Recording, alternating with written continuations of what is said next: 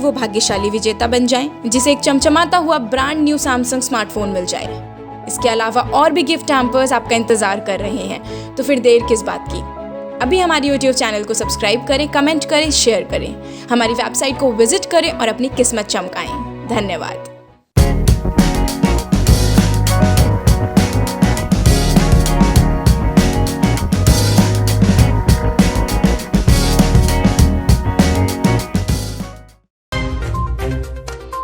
नाम केजरीवाल है, नटवरलाल की तरह ना करें। योगी सरकार ने अनूप चंद्र पांडे को किया चुनाव आयुक्त नियुक्त। भगोड़ी मेहुल चौकसी को लाने में हरीश साल्वे करेंगे मदद। रामदेव ने आईएमए से कहा, आप अपना नोटिस वापस लें। फ्रांस के राष्ट्रपति इमैनुअल मैक्रो को जड़ा थप्पड़। नई टैक्स फाइलिंग पोर्टल लॉन्च करने से पहले ही खराब। चीफ जस्टिस एनवी रमन्ना को 5वीं कक्षा की छात्रा ने लिखा खत। भोपाल अनलॉक में कोरोना की नई गाइडलाइन। पीएम मोदी के राज्यों को फ्री वैक्सीन देने के बाद निजी अस्पतालों की कीमतें तय। राजस्थान में सचिन पायलट के ट्वीट से सियासी हलकों में चर्चाएं तेज। और अब जानते हैं खबरें विस्तार से। भारतीय जनता पार्टी के सांसद मीनाक्षी लेखी ने दिल्ली के मुख्यमंत्री अरविंद केजरीवाल को दिल्ली में राशन डिलीवरी के मामले पर घेरा और कहा कि आपका नाम केजरीवाल है, नटवरलाल नहीं। इसलिए केंद्र सरकार को पत्र भेजने में अपना समय बर्बाद ना करके काम पर ध्यान दो। जैसा कि विदित है कि उत्तर प्रदेश कैडर के 1984 बैच के सेवानिवृत्त आईएएस अधिकारी अनूप चंद्र पांडे, जो पहले उत्तर प्रदेश सरकार में मुख्य सचिव भी रह चुके हैं, उनको अनुच्छेद 324 के खंड 2 के तहत निर्वाचन आयुक्त नियुक्त किया गया है। जैसा कि विदित है कि पीएनबी घोटाले के आरोपी हीरा कारोबारी मेहुल चौकसी के नई दिल्ली प्रत्यर्पण को लेकर वरिष्ठ वकील हरीश साल्वे डोमिनिका की अदालत में भारत का पक्ष रख सकते हैं। माना जाता है कि ब्रिटेन की महारानी एलिजाबेथ की कानूनी सलाहकार भी यही हैं।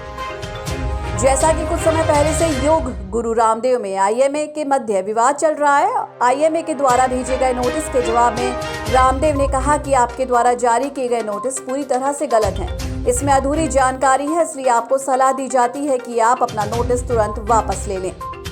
Emmanuel Macron south eastern France के ड्रोन क्षेत्र में एक बार आउट सेशन में मौजूद थे। इसी दौरान वो लोगों से मिल रहे थे, तो उनमें से एक युवक ने अचानक राष्ट्रपति के चेहरे पर थप्पड़ जड़ दिया। हालांकि सुरक्षाकर्मियों द्वारा 2 लोगों को गिरफ्तार कर लिया गया है। आयकर विभाग ने नई income tax e filing portal launch किया। दावा किया जा रहा था कि नई वेबसाइट को पहले से बेहतर किया गया था, लेकिन नई वेबसाइट कुछ घंटे बाद ही बंद हो गई, जिसके लिए वित्त मंत्री ने डिजाइन करने वाले इन्फोसिस कंपनी के को-फाउंडर नीले कणी को ट्वीट किया और कहा कि सर्विस में कमी ना होने दें।